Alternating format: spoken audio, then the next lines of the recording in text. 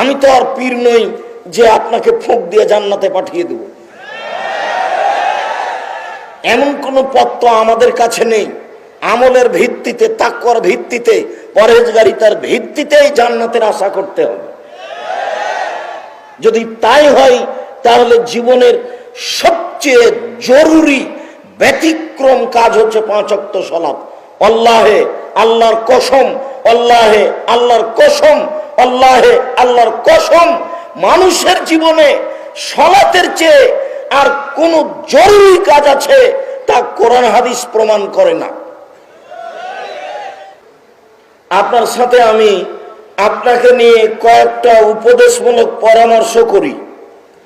এখানে যে আসলেন কি নিয়ে যাচ্ছেন? প্রথমত আমি আগের বিবরণে বলেছি বেশি বেশি আস্তাগফিরুল্লাহ ওয়া আতুবু ইলাইহি পড়তে অভ্যাসী হতে হবে। আস্তাগফিরুল্লাহাল্লাযী লা ইলাহা ইল্লা হুয়াল হাইয়ুল কাইয়ুম ওয়া আতুবু ইলাইহি, এই দোয়া পড়তে অভ্যাসী হতে হবে।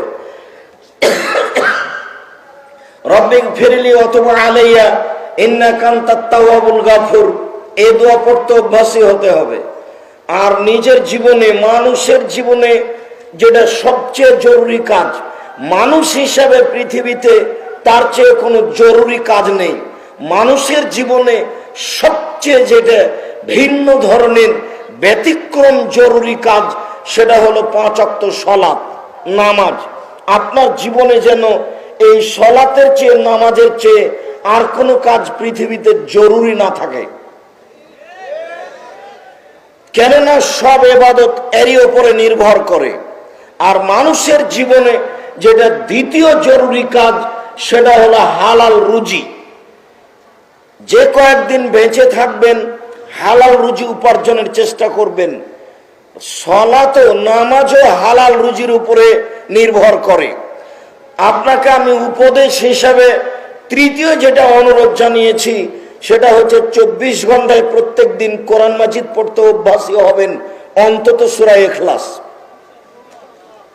এটা আপনার নিজের জীবনের জন্য জরুরি করে নেন। সালাফি কনফারেন্সে এসে উপদেশ হিসাবে 3 নম্বর যেটা গ্রহণ করলাম সেটা যে কোনো মূল্যে আমাকে কোরআন মাজিদ পড়তে শিখতে হবে, পড়তে হবে। কিছুই যদি না পারি তাহলে 24 ঘন্টা অন্তত সূরা ইখলাস 3 বার পড়ার চেষ্টা করতে হবে। তাহলে অন্তত কোরআন বিচারের মাঠে আপনার বিপক্ষে যাবে না। 4, যেটা আপনার জীবনে জরুরি উপদেশ হিসেবে আমরা মনে করি সেটা হলো 2 জন লোক যেখানে